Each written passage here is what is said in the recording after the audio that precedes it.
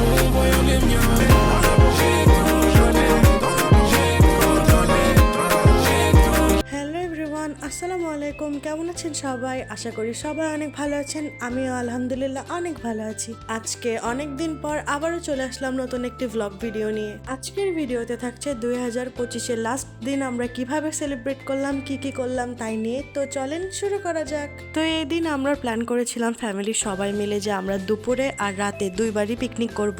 তো যেই কথা সেই কাজ, বাসায় রীতিমতো মাংস আনা হয়ে গেল। এরপর সবাই তো কাজে লেগে গিয়েছিলাম, আমরা তেমন কোনো ক্লিপস নিতে পারিনি। তো রান্না শুরু হওয়ার আগে যেগুলা ক্লিপস নিতে পেরেছি সেগুলো আপনাদেরকে দেখাচ্ছি, চলেন। তো প্রথমে এখানে একটি আমরা চুলা তৈরি করে নিয়েছিলাম আলাদাভাবে, যেহেতু আমরা অনেক মানুষ সেহেতু একটু বড় চুলায় লাগবে। তারপর সবকিছু ভালোভাবে গুছিয়ে রান্না শুরু করে দিলাম। অবভিয়াসলি কোনো রেসিপি দিব না, তাই ভিডিও যতটুকু করতে পেরেছি ততটুকুই আপনাদের সাথে শেয়ার করছি। দুপুরে পিকনিক আমরা করেছিলাম খিচুড়ি, মাংস আর সালাড দিয়ে। যেহেতু হঠাৎ প্ল্যান সেহেতু আমরা একসাথে খিচুড়ি আর মাংস রান্নার প্ল্যান করেছি। তো সবাই এক এক কাজে ব্যস্তই ছিলাম, তার ভিতর থেকে যতটুকু ক্লিপস নিতে পেরেছি সেগুলো নিয়েছি। ওদিকে আমাদের রান্না অলমোস্ট শেষ, এদিকে আমরা সালাদ প্রিপারেশন করছিলাম।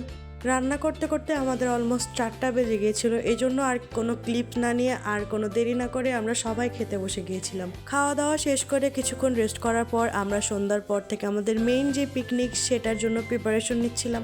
রাতে মূলত আমাদের প্ল্যান ছিল আমরা বিবিকিউ পার্টি করব। তো যেই কথা সেই কাজ, এখানে আমি মাংসগুলোকে ভালোভাবে কেটে নিচ্ছিলাম যাতে মশলাগুলো এর ভিতরে ভালোভাবে ঢুকে যায়। তো ফার্স্টে মাংসগুলোকে ভালোভাবে ধুতে হবে, আর এর জন্য প্রথম স্টেপ হলো ভিনেগার। একটা পাত্রে পানি নিয়ে তার ভিতরে অল্প পরিমাণে ভিনেগার অ্যাড করে মাংসটা ধুয়ে নিতে হবে। এখানে বিবিকিউ করার জন্য যাবতীয় যে মশলাপাতি দরকার সেগুলো এখানে আমরা রেডি করে নিচ্ছিলাম। এখানেও বেশি ডিটেলস ভিডিও দিব না, তবে যতটুকু সম্ভব দেখানোর চেষ্টা করব।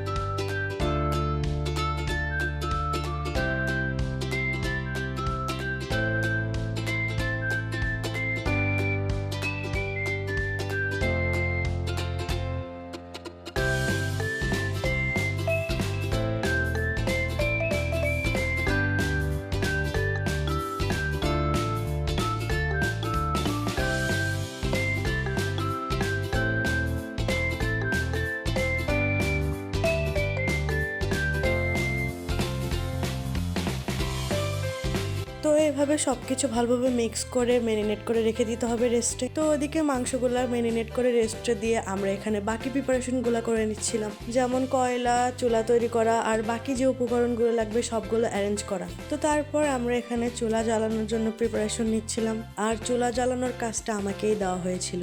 আগুন ধরানোর জন্য তামান্না সেরারে নিজেই আগুন ধরিয়ে নিজেই তাপ নিচ্ছিলাম, এটাই করি বাস্তব জীবনেও। যাই হোক, আমরা চলে যাই আবার রান্নার টপিকসে। তো আগুন ধরানো হয়ে গেলে আমরা এখানে কয়লা দিয়ে দিচ্ছিলাম, তারপর বিবিকিউ করার জন্য বাকি প্রসেসিংগুলোও করে ফেলছিলাম।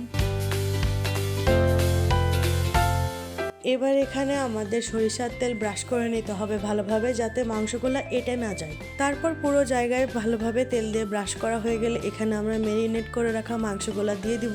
আমরা মাংসগুলা ঘন্টাখানেক মতো ম্যারিনেট করে রেখেছিলাম। কিছুক্ষণ পর পর মাংসগুলা উল্টে পাল্টে দিতে হবে যাতে পুড়ে না যায়। তো যাই হোক, এখানে আমাদের বিবিকিউ অলমোস্ট রেডি। তো আমরা চলে গেলাম এবার মেয়োনিজ বানানোর জন্য। মেয়োনিজ বানানোর রেসিপিটা আমি অন্য একটা ভিডিওতে শেয়ার করব, আজকে শর্টকাটেই দেখাচ্ছি।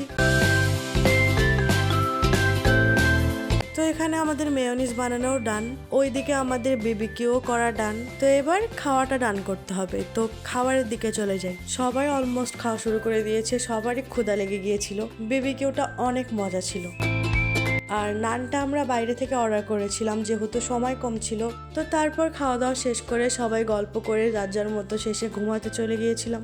এভাবেই আমরা 25 সালের লাস্ট দিনটা কাটিয়েছিলাম অ্যান্ড 26 সালের শুরুটা করেছিলাম। আপনারা বছরের শেষ দিনটা কিভাবে উদযাপন করলেন আর নতুন বছরের শুরুটা কিভাবে করলেন অবশ্যই জানাবেন। তো এই ছিল আজকের ভিডিও। সবাই ভালো থাকবেন, সুস্থ থাকবেন। আল্লাহ হাফেজ।